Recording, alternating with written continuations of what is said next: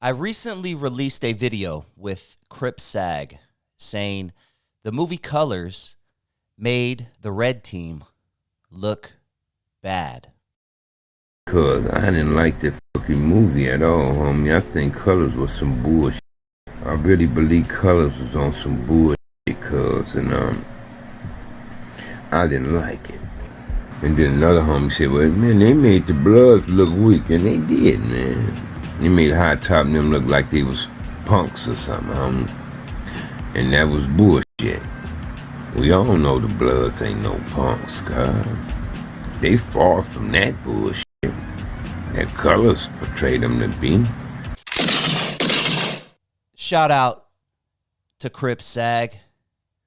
Make sure you guys subscribe to his channel, Harvey Hartfield, the first SAG, right here on YouTube.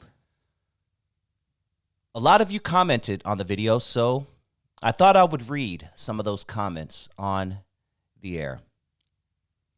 Wayne Martin 5784 says Mob James hates that movie because of that.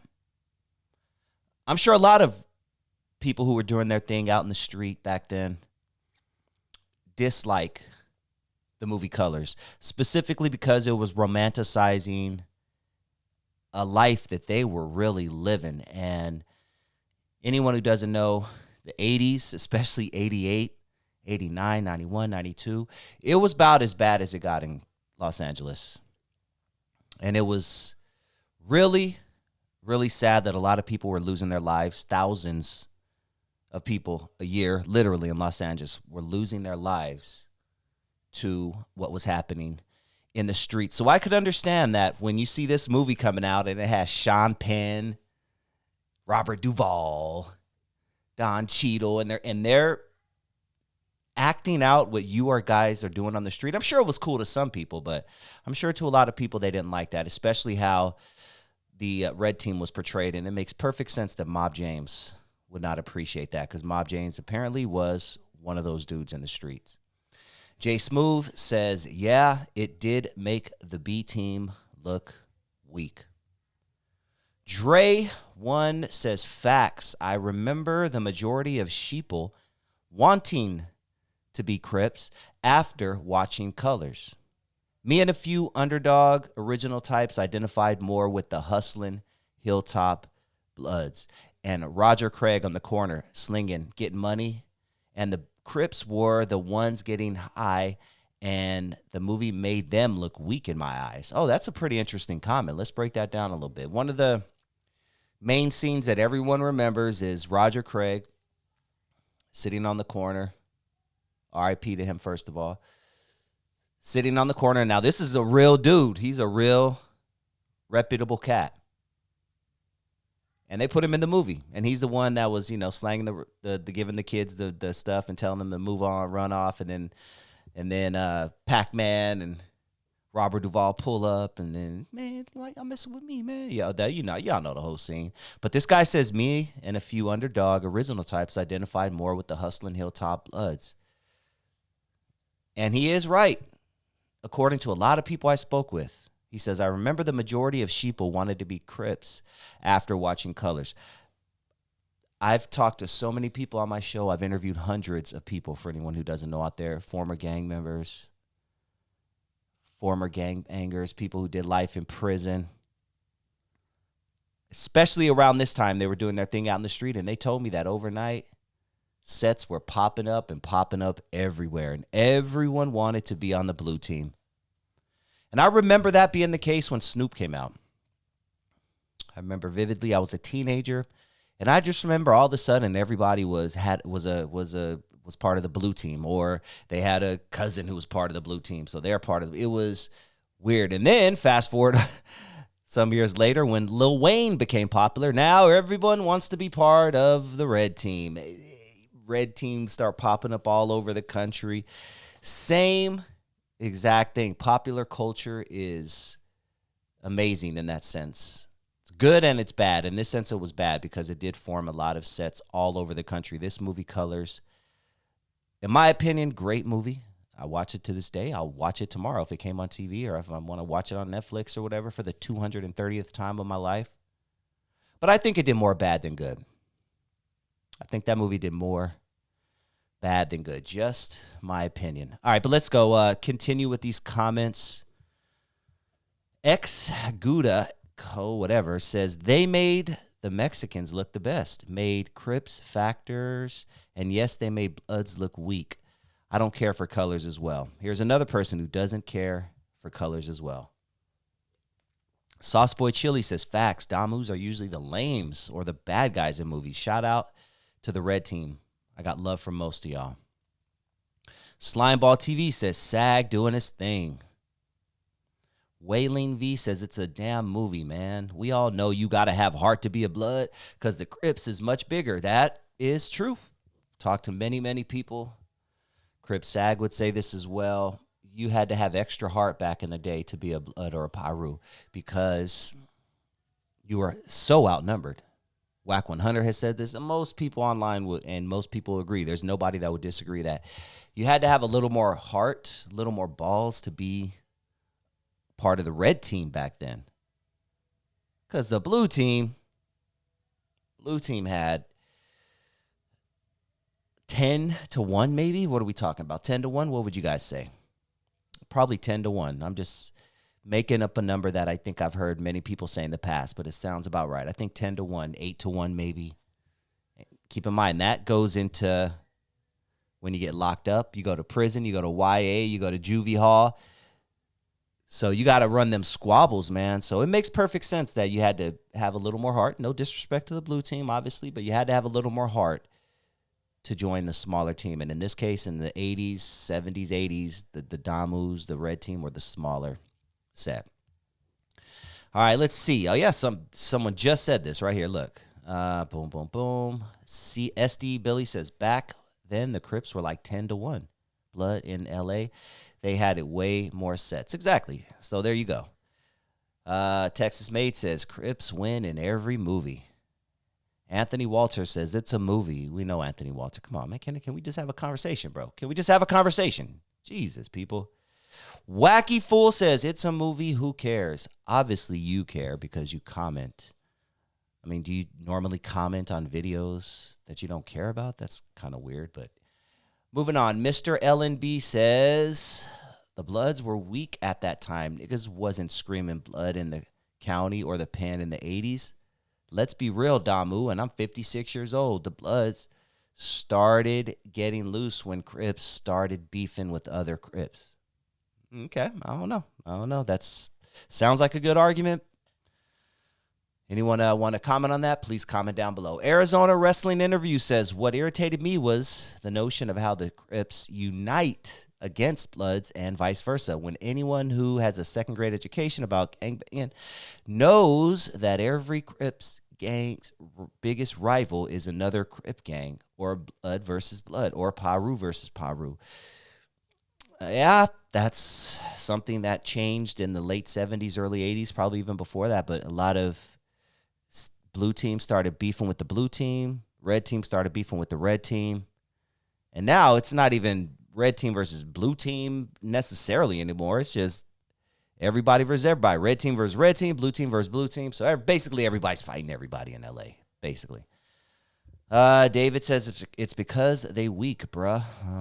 Insinuating the Damus are weak. Yeah, I'm not going to even give that attention.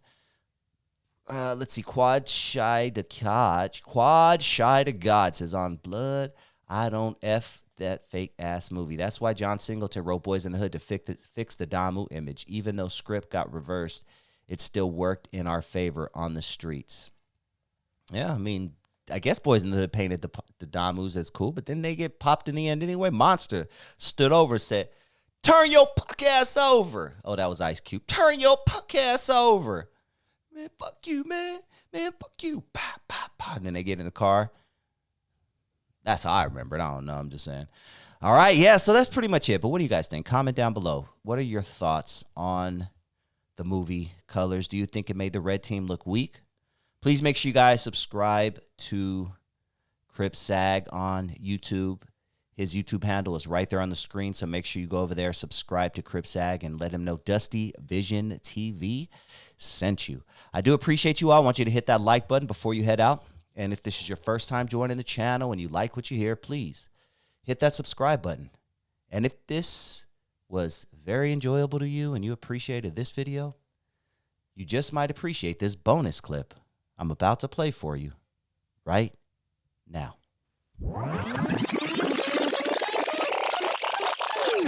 You were born in the 80s, so 87 comes along, 88 comes along, and this movie called Colors hits the scene and just changes everything. Okay. Good, bad, and different, whatever the case is, spreads across the country. What do you remember about the first time seeing Colors and saying, damn, that kind of looks like my neighborhood. That looks like what I see outside? Well, the first time I seen Colors, I think I was 8. I was playing pop on football for the Rough Riders. And I seen it at my childhood friend house, because that's when we had the tapes, the VCR tapes. Yep. My childhood friend Yogi, I seen it at his house, and he put it in. And we was watching it, and we watching like, damn, that look like home. Mm-hmm.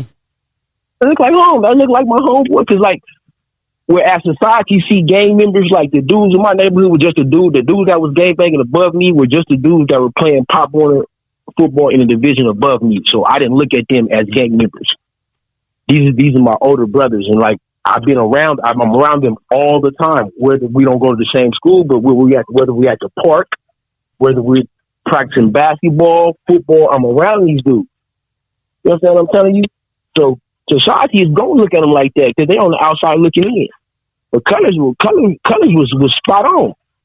Colors was spot on. Men's Society was spot on. Boys in the Hood was spot on. And what was the one when they went to college? Higher Learning? Oh, that was a good one, man. That's one of my favorites. That soundtrack is crazy. Soundtrack is crazy. Spot on. You know what I mean? And that's another thing about the 90s and 90s growing up in Long Beach. Our music. The 90s hip hop, I don't care what nobody say, Long Beach, we primarily dominated that whole little era. And I'm going to name one person named God Bless His Soul. Nate Dogg was down there. He was singing hook on every song. On every song. If you didn't hear, ooh, it wasn't no record. It ain't a hit if Nate Dogg ain't on it. Man, it ain't a hit. Another thing I remember, I think that was what? When did Snoop first come out? 93, 92, 90. So Chronic came out 92, so 93 was Snoop. Yep. 93 was Snoop. Okay. So I'm 13 at the time. I'm full-fledged gangbanger now, so that's football is like behind my mind. So I mean, we're in that way, like, man, Snoop giving the video. I didn't know who the hell Snoop was. Snoop giving the video was a VIP. All I heard was VIP. Oh, it's not there. That's the first time I seen Dr. Dre. That's the first time I seen Dr. Dre. That's the first time I seen Snoop on the roof. You know what I mean? They running through the ditch. That ditch they running through, I played dirt rock fights in that ditch. It's right behind a street we call Salt Lake. Salt Lake was one of our notorious streets in our neighborhood. I don't know if anybody remember, but it's called the Swamp. Every neighborhood in California has a street that everybody cannot hang out on. You know what I mean? You have to be an active gang member to hang out on this street right here. From Insane in the 90s, Salt Lake was our street. It's right behind 2-1. Yep. You know what I mean? Yeah. I remember hearing Long Beach on record for the first time, and my jaw dropped. I think it was a G thing when he said Compton and Long Beach together. Now you know you're. I'm like, Compton, Long Beach, I had never heard. We had never heard Long Beach ever on a song. You know what I'm saying? We've heard Compton. We had South Central. How did you feel when you heard Long Beach on a song for the first time? Oh man, I was geeked. My favorite song was what was Domino? Oh man, get out of here, dog. Ghetto Jam, the Ghetto Jam. East Side Morning, just waking up, the thing over, feeling like a fuck. Oh man, yeah. That's been playing every morning when I wake up. Forget about it, right? The Ghetto Jam is about to slam. Yeah. So you probably know this. You probably know this, but he was one of the main components on Banging on Wax, but he went by Genuine Draft. Yep. Yeah, I was elated to hear Long Beach. Every time Snoop Dogg came on, every time Snoop Dogg and Dre came on, I turned it up in the car. Man, damn, you're taking me back. You know what's another one that I really love? That's an underrated group. The Twins, cause this is Eastside Long Beach. Yeah, the Twins. Man, I'm gonna tell you another underrated rapper that I listened to in the '90s that a lot of people that's underrated. DJ Quick, man. Oh, dog, he's my favorite producer of all time, homie. DJ All Quick. time. DJ Quick came out, man. He was talking about black pussy tonight. We're gonna get drunk. Loked out. One day I was chilling on the Rami and Spruce. 40 in my hand, and it's time to get loose. Got my Nikes on my feet, a t-shirt and black khakis. I heard the horn low, looked up, it was Jackie. It was Jackie. Yeah. So you gotta look at our music. We had happy music, man. Like they was talking about shit we was doing. So in our era, bro, we was like, okay, yeah, I'm out of here. I'm going home. My children, I'm out of here. I'm gonna get out the house. You know what I mean? I fear for our kids now. They can't even walk down the street, man, without getting sweated, man. This shit, it's ridiculous, bro. And it's not even a race thing. It's like having a respect thing. Like, come on, man, I'm 44 years old. Even if I'm still out there active, I can look at a dude and tell if he's 15 or 16. Right. You know what I mean? What are you getting into with a 15 and 16-year-old for, and you're 40? Yeah, that's weird. There's a lot of that going on. Yeah. What are you getting out of that? And then it's a lot of the dudes, like a lot of dudes I went to high school with that was non-affiliates. After the structure left, everybody became gang members because, you know, we grew up in the dog mob, log mob. We grew up in the posse era. Right. You was from a posse before you was. A lot of dudes was from posse before they was from gangs. You know what I mean? Yep. That's getting old. Like, that. Yeah. Like I'm seeing dudes like 40 in their mid 40, late 40s. You out here turned up. Niggas, you don't grow up. Yeah, that trips me. I see a lot of that on YouTube, man, because I'm in the YouTube space, so I just see a lot of people. So I'm like, man, like I don't get it. Like, well, that's weird to me. I'm not none of this weird shit. That's weird. So let me try to preach positivity. Maybe that's a good rap. Yeah, you know what I mean. But I love the city, man. Me too, man. Me too. I love it.